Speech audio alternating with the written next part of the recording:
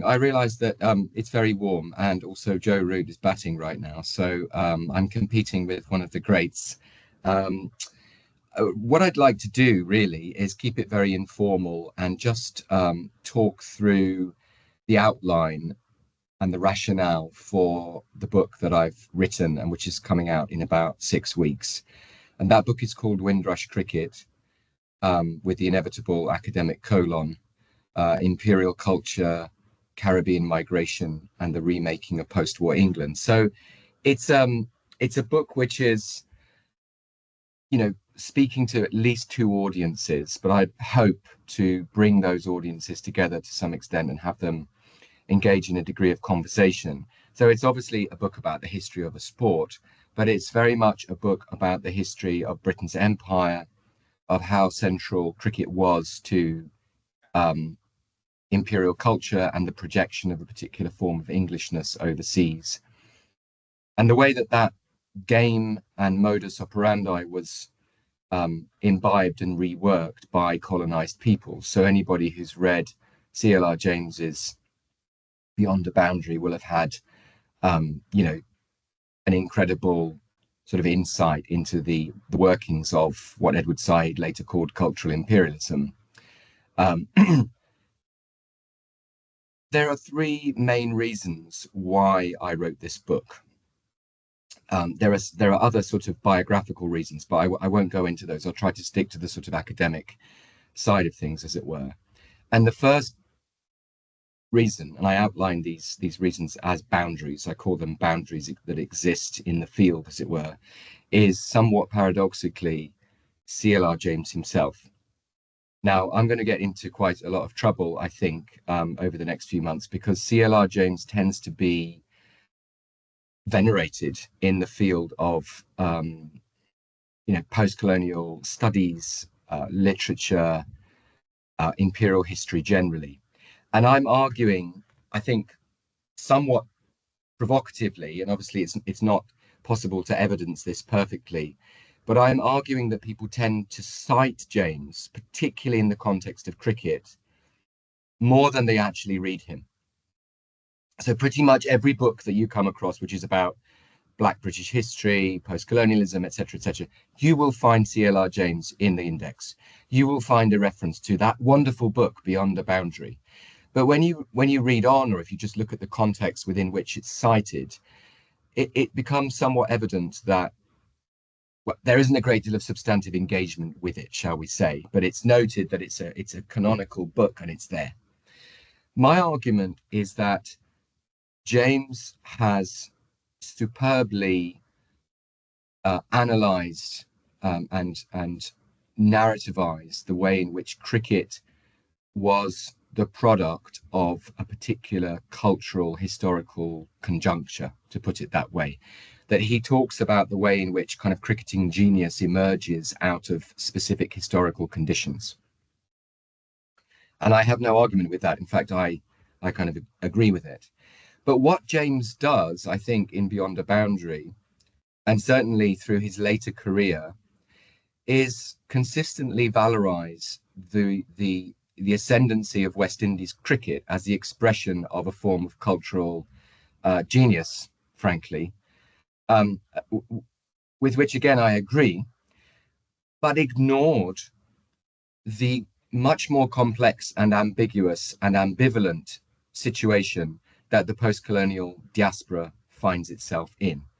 And what I wanted to write about, and what I found to be quite a sort of profound irony, really, was the black cricket that was being played on the streets of London's, of South London, right under C.L.R. James's nose on Railton Road. I mean, he lived in Brixton for a prolonged period of time, and literally under his nose, there was the emergence of a different form of black Caribbean heritage cricket, which was also trying to struggle with the structural racism of not just English cricket, but English society through the 60s, 70s, and 80s onwards.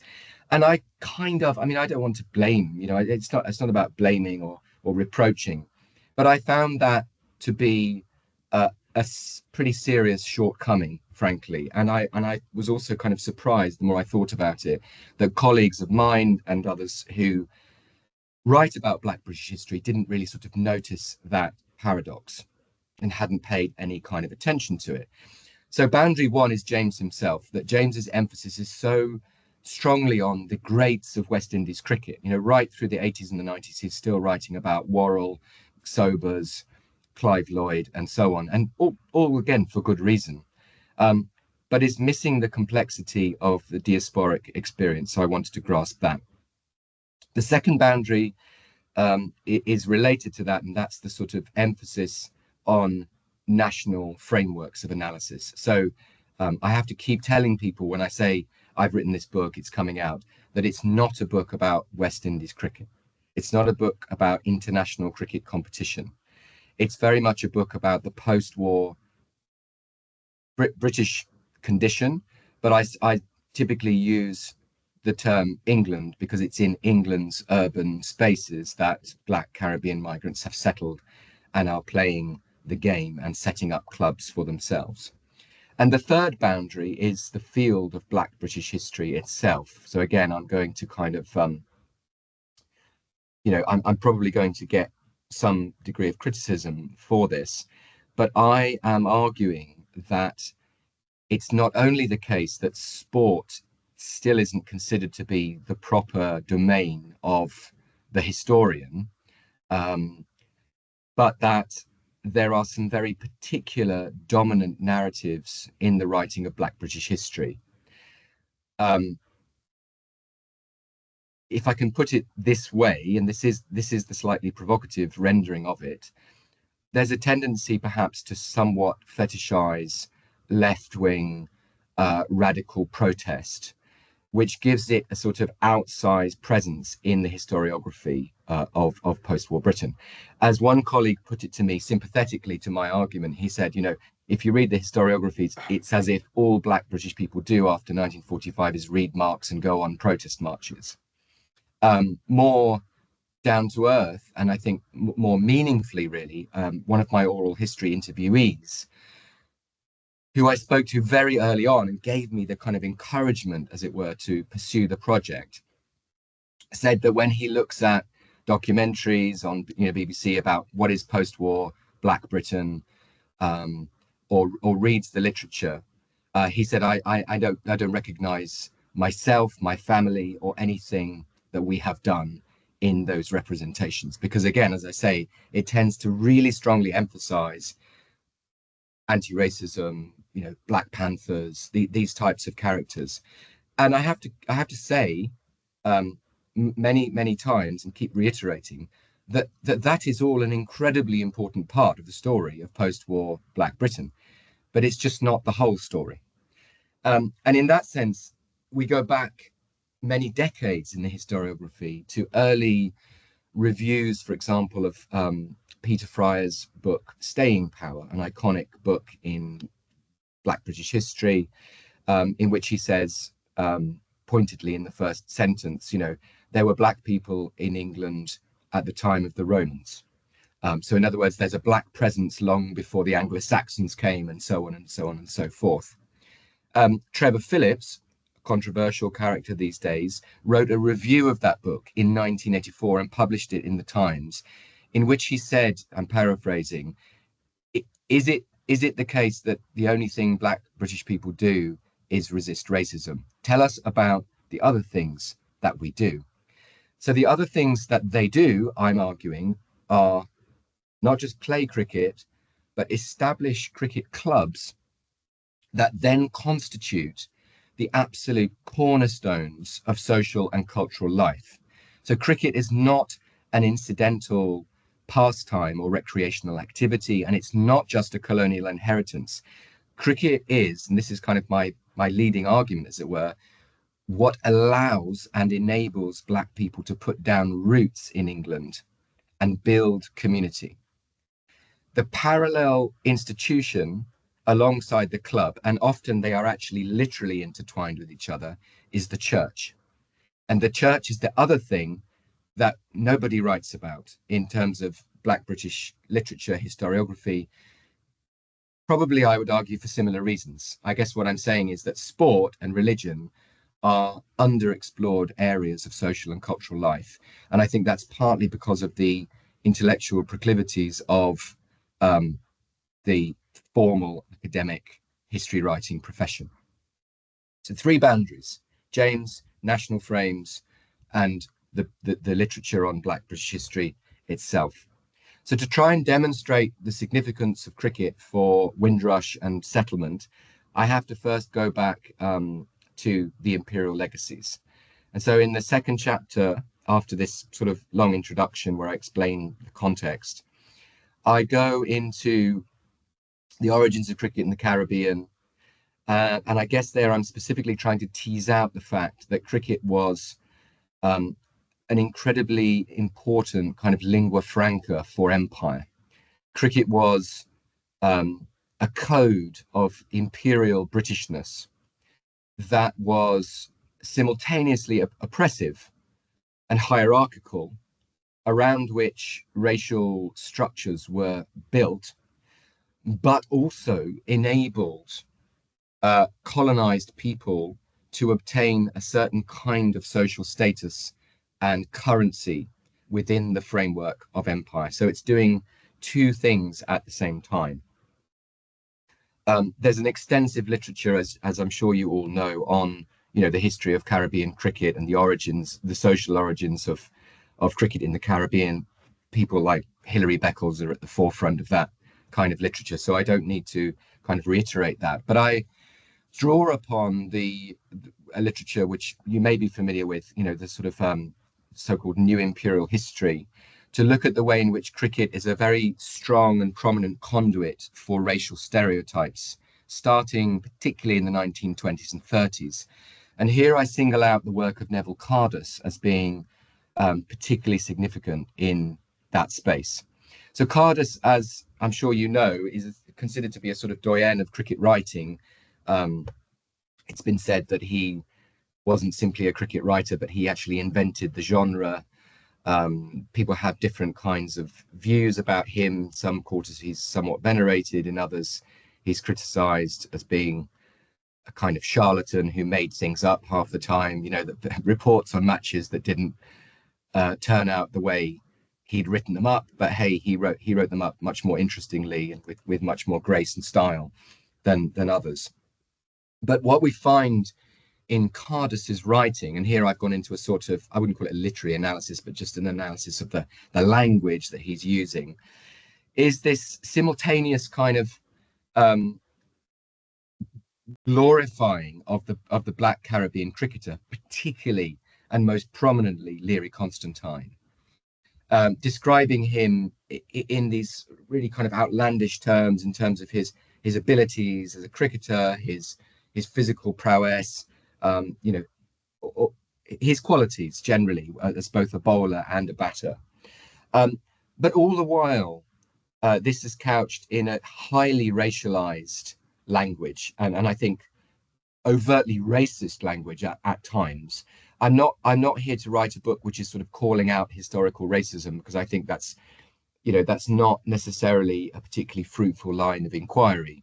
I'm trying to do something slightly different, which is to just identify the linguistic structure that conveys to metropolitan audiences, that is, audiences in Britain, that whilst Black people playing cricket are to be respected and are kind of objects of endearment in many ways, they also carry these inherent racial types, racial typologies. So there's the language of the jungle of cricket being played in the Caribbean by men who have animalistic types and tropes.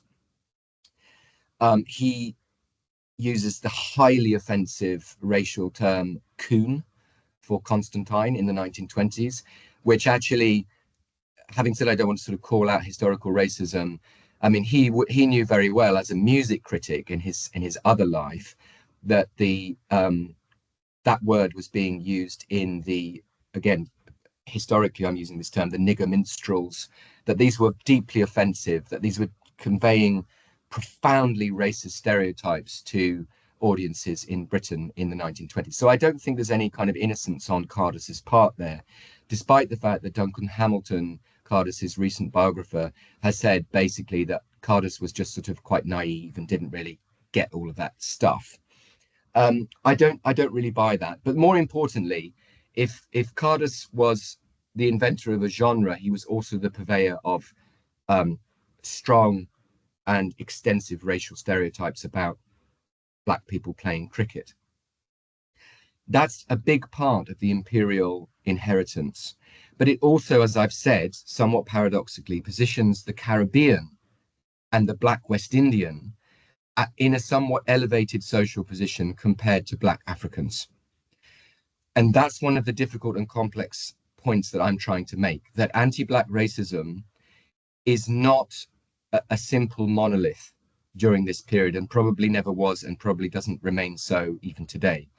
So playing cricket placed the West Indies within a family of cricket-loving peoples within, and this is the language of the day, a multi-racial British Empire. So you can see the topography of this. You have the Kiwis, the Aussies, even the Canadians, you know, in the past, in the more distant past, the Americans, you know, playing cricket in New England, still the South Africans very much. The Caribbean becomes not just a part, but a very, very prominent part of that framework. And this is one of the ways in which people who play cricket are positioned as belonging to us, quote unquote. That is white metropolitan England. England is the originator of this game, and this diverse set of people around the globe, members of our empire, play it in jolly ways which are pleasing to us. It's all good sport, it's good entertainment, and it creates a space of conviviality, but all the time structured around race hierarchies, with the white Englishman at the top of the race hierarchy. That's the discursive ideological work that cricket is doing. The flowering of this, if I can call it that, comes in World War II, and that's the subject of chapter 3, which is called War and Play. Leary Constantine, who'd become one of the highest paid sportsmen in England in the 1930s, playing for Nelson in the Lancashire Leagues, takes on a really prominent role during World War II, at which time a surprisingly large amount of cricket was played on the home front. So the cricket historians, because there was no first-class cricket being played and no international cricket being played, have somewhat ignored that space. There's more literature on it recently. But behind the scenes, we see something different. We see the ideological work of cricket again. There's a ton of cricket being played, celebratory exhibition matches, fundraising matches. There's a team called the British Empire 11, which tours the whole country. I think it plays over 600 matches in 4 years, raising money for the armed services, for the fire brigade, etc., etc. Black cricketers, particularly Constantine, but also Bertie Clark, a leg spinner who was playing for the West Indies in 1939, and a bowler called Manny Martindale. They play a really, really prominent role in all these games. Sir Pelham Warner is one of the leading protagonists in all of this, organizes a huge number of matches. To cut a long story short, what the Second World War does is reaffirm some of those structures that I've just described. Black West Indians are much more prominent cricketers than Indians or Pakistanis. Obviously, this is pre-independence, so we would be referring to South Asian cricketers. But in case any of you are more interested in the South Asian cricket space, you will probably know from Prashan Kadambi's work and others that actually cricket is a much more elitist sport in the subcontinent mid-century than it was in the Caribbean mid-century. It's possibly the case that where India is at today is where the Caribbean was in the 40s and the 50s, as in it's a real grassroots popular national sport. So the Indians are not very prominent during this wartime propaganda. It's Black West Indians that play the leading roles. But again, there are some very strong limits and limitations on the roles that they play. So the language of the Second World War is absolutely and fundamentally that our colonials, quote unquote, have come over to support the war effort. And when the good deed is done, they will return to the spaces that they belong in. And those spaces are, of course, the colonial empire, the Caribbean, and so on. So actually, the terms of inclusion, and that's a concept that I develop in the book, are such that these characters are celebrated, but only under specific conditions. In other words, the racial divide between a white metropole and black colonies is still firmly upheld. And for that reason, I argue that I think some of the literature overstates the continuity between World War II and 1948, Windrush. I'm arguing in this book that there's quite a radical difference between those two periods. I'm actually kind of arguing again, reasserting that 48 is quite a significant rupture.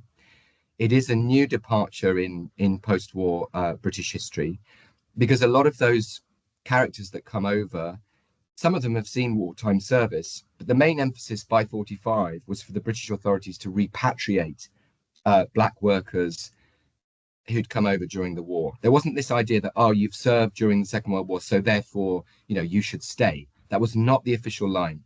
It runs throughout all the literature and all the archives that when the job is done, you go home. And Constantine himself reiterated that idea.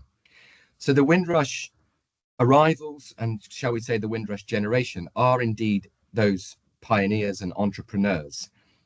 They're people who come over not actually because they're explicitly invited, but because they feel British, they feel entitled to come, and so they go on an adventure. But what they bring with them is their cricket culture. So I then chart in the fourth chapter the development of this incredibly diverse and rich ecosystem of black cricket clubs, which emerge with the Leeds Caribbean of 48. But then there's many clubs coming up. The Nottingham Caribs of 51, the Merseyside West Indians of 53, and I have charts that demonstrate all of these. And what I try to show, as I alluded earlier, is that when those clubs are set up, yes, people are going and playing cricket, and often they don't have grounds. Of course, the sort of political economy of this is quite important. They don't have land to play cricket on, so they're usually wandering teams, which makes them affiliated to a social club, a pub, or a church, and puts cricket at the heart of that nexus. And what I've demonstrated is that when immigrants arrive, they would typically go along, join the cricket club, play or spectate, and it's at the cricket club that you would learn about an opportunity to rent a room, where you would find a lawyer if you needed some support, where you would get the gossip on who's doing what and where you should go. So I'm trying to make that obvious point, which I think anybody who's involved in cricket knows, that the club is at the heart of community. And it comes back to the point I made at the beginning, which is that because of the way that Black British history is written, because sport is overlooked, because cricket in particular is not analysed in the way that I think it should be. It's always just that sort of perfunctory nod to James, and then we've done our cricket bit, let's move on. This whole space has been missed. Out of that development of black cricket clubs, you get the development of black cricket leagues, you get the sort of expected, from a contemporary perspective, what you would expect to be the development of structural racism, the exclusion of clubs from the leagues, the growing open racist kind of language used on the field of play, things that you will be familiar with and that have been documented. And so you have the sort of almost parallel then development of Caribbean cricket leagues in England at the heart of Black Caribbean communities, outside largely of the structure of English cricket. By the 80s, and here I'm winding up, by the 80s, as you know, those black clubs have themselves, without the help of the structures of English cricket largely, produced some outstanding cricketers who will then go on to represent England, particularly in the bowling space. And that distinction actually between bowlers and batters in terms of class, schooling, and ethnicity is really quite significant.